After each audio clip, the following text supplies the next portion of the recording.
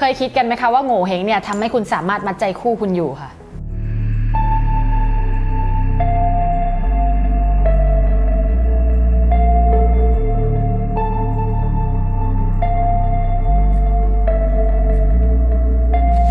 สวัสดีค่ะ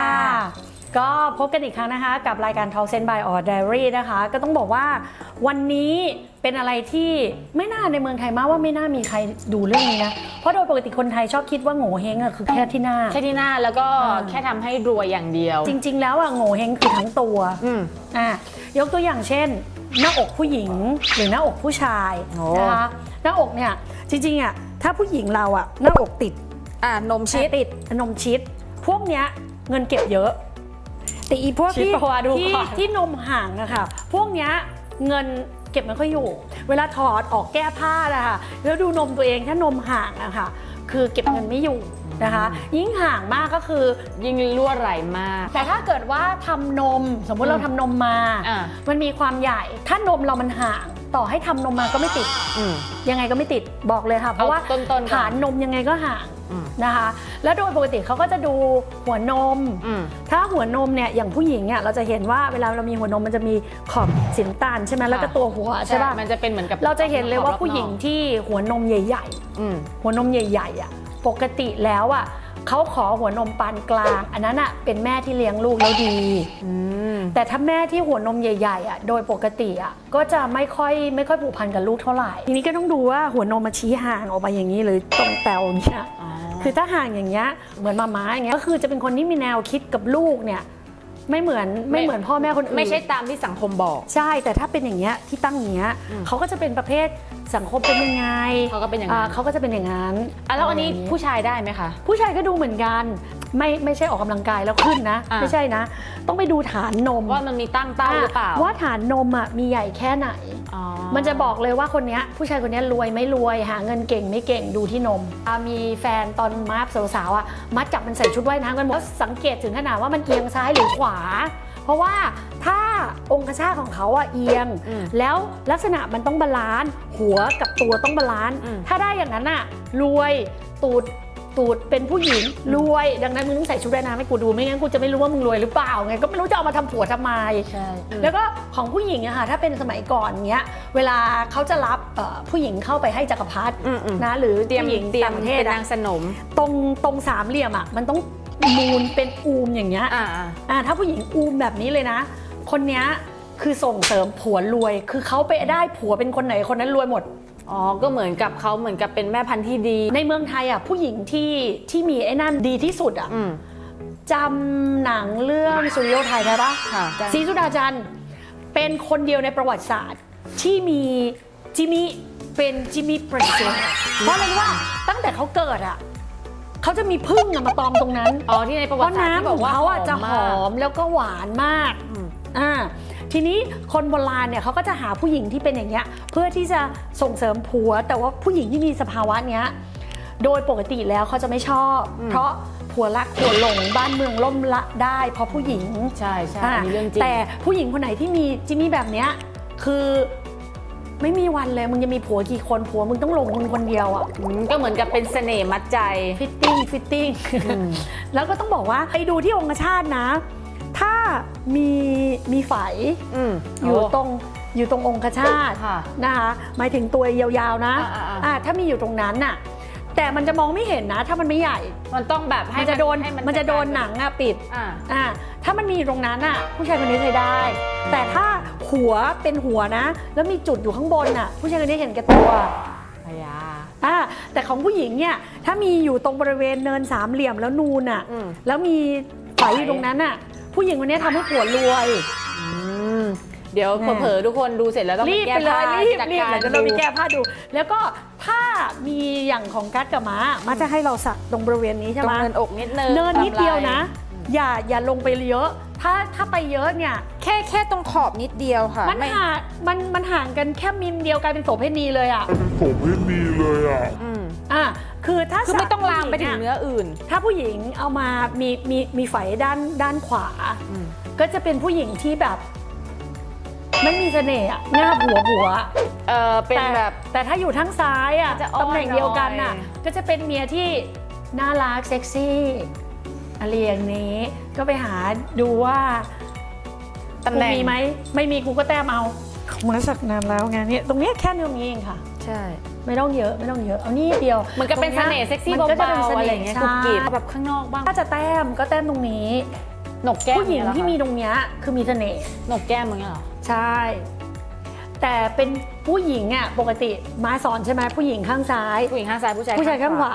แต่ว่าผู้หญิงเราอ่ะถ้าเราแต้มข้างซ้ายเราจะเป็นผู้หญิงที่ผู้หญิงเรามองออกเหมือนผีเห็นผีอ่ะเวลาเรามองผู้หญิงคนนี้เฮียผู้หญิงมันแม่งแรดมึงกับผู้ชายอ่ะมองไม่ออกเลยคือถ้ามึงแต้มตรงเนี้ยมึงคือผู้หญิงประเภทนั้นนะคือตอแหลผู้ชายดูไม่ออกถ้าเราแต้มตรงเนี้ยเราจะเป็นผู้หญิงที่มีวิชั่นเก่งดูเป็นแบบ smart girl smart woman อะไรอย่างงี้ใช่แต่ผู้ชายแต้มได้ไหมคะได้แต่ผู้ชายก็จะดูคนละแบบผู้ชายไม่ควรมีตรงนี้ไม่ควรเลยไม่กล้าตัดสินใจอ่ะแล้วก็ถ้าผู้ชายหรือผู้หญิงอะค่ะมีไฝตรงเนี้ยตรงนี้ฝีปากอยู่ตรงนี้นะข้างบนนะเอาแค่ข้างบนนะมีปะวะดูกัน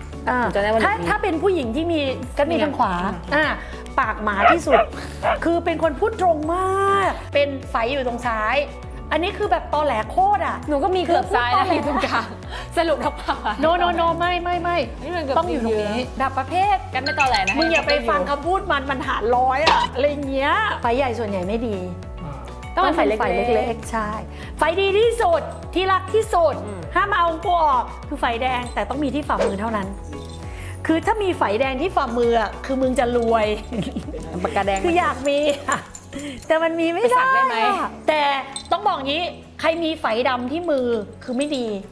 เขาเรียกว่าเงินรอดผ่านมือคือเงินมาแล้วไปเลยก็คือผ่านมือให้มาให้แบบแค่ผ่านมือกูไปเฉยๆทุกคนตอนนี้อาจจะนั่งดูมือตัวเองอยู่มีเมื่อวานจมูกเรื่องอะไรก็คืออย่างสมมุติว่าเรามองเข้ามาเนี่ยมองม้าเป็นคนหนึ่งที่เป็นอย่างนั้นมองเข้ามาเห็นรูจมูกเห็นปะใครที่เป็นอย่างเงี้ยใช้เงินเก่งไม่ใช่เก็บเงินไม่อยู่ใช้เงินเก่งมากเสริมจมูกแล้วเห็นไม่ช่วยเพราะมันมีแก้ยกเว้นเขาใช้กระดูกแท้เขาไปทำแล้วมันเห็นเพิ่มขึ้นก็เครียดเลยก็เก็บเงินก็ใช้เงินเยอะที่ตั้งมาอย่างนี้แล้วมุมใช่ไหมบางคนจะบอกว่ามันเหมือนเจ้าแม่หมอเจ้าเล่พวกนี้เจ้าเล่จริงๆไม่ใช่นะคนที่จมูกงุ้มอย่างเงี้ยน่าสงสารนะเพราะเขาเป็นคนที่คุยไม่รู้เรื่องจริงแล้วอีกอันหนึ่งคือมันจะคุยไม่รู้เรื่องจริงอีกทรงนึงคือจมูกหนา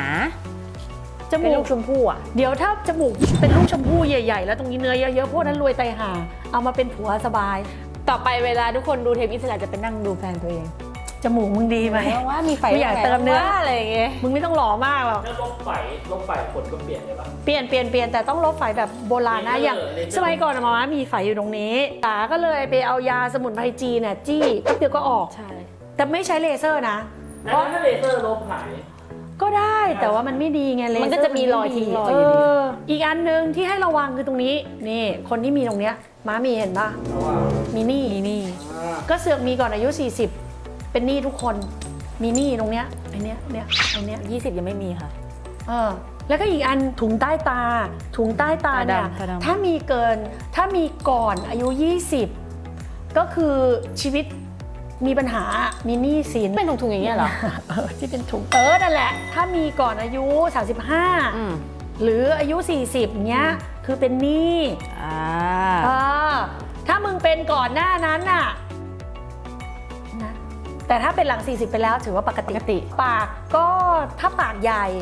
ผู้หญิงคนโบราณอ่ะเขาจะไม่ชอบผู้หญิงปากใหญ่พวกปากเนี้ยฉอล้อพูดเก่งเอาใจเก่งแต่ถ้าผู้หญิงปากกว้างๆอีกอันนึงคือไม่ง้อผู้ชายเลยอ่ะคือกูหาเองได้กูปากหมาเป็นนิจศิลป์เลยสังเกตป่ะผู้หญิงปากกว้างอ่ะจะเป็นคนที่พูดตรงมากแล้วก็แบบประดิษฐ์คำไม่เป็นอ่ะอีกอันที่ต้องระวังฟันห่างคือเก็บเงินไม่อยู่ฟันห่างหรือฟันคลุกคือปลายฟันนะไม่เท่ากันมันลักษณะไม่เท่ากันอ่ะมันเหยินอ่ะมันหักอ่ะฟันหักข้างนึงอะไรอย่างเงี้ยมีปัญหาเรื่องเงินหมดเลยคิ้วถ้าเป็นอย่างคิ้วที่ดีที่สุดเนี่ยต้องคิ้วสไตล์กัสกับพี่อ๋อคือไม่หนาเกินไปไม่น้อยเกินไปพอดีแต่ถ้าหนามากคือคิ้วที่ถ้าผู้หญิงคิ้วอย่างนั้นอ่ะมึงเตรียมตัวเลยมึงเลี้ยงผัวเลี้ยงแม่เลี้ยงโคตรเลี้ยงคือมึงต้องเป็นคนทำงานคิ้วเหมือนภาระอ่ะ ถ้า คิ้ว หนา คือภาระ มาก ค่ะ ก็ไม่ดี ถ้าไม่มีเลยก็ไม่ดี ใช่คิ้วถ้าไม่มีเลย เป็นคนที่ประสบความสำเร็จโดยตัวเองไม่ได้ แต่ถ้าเกิดว่าคิ้วไม่เอาแบบไปตัดมาแล้วบอกเป็นคิ้วมึงนะไม่ใช่นะ ต้องมาจากธรรมชาตินะก็คือคิ้วอ่ะถ้ามาแล้วเป็นทรงแล้วไม่หนาเกินไปไม่บางเกินไป อันนี้คือดีที่สุดคือมีคนเลี้ยงด้วย แล้วกูก็ดูแลเขาด้วยอะไรอย่างเงี้ยแล้วก็อีกกรณีหนึ่งก็คือขนคิ้วต้องไปในทิศทางเดียวกัน ถ้าขนข้างหน้าทะแยงไปอีกอันนึงขนข้างหลังทะแยงไปอีกอัน เดี๋ยวนี้หนู ก็ ชอบทำนะเขาเรียกว่าคิ้วอุย มันไม่ดีรู้ป่ะคือ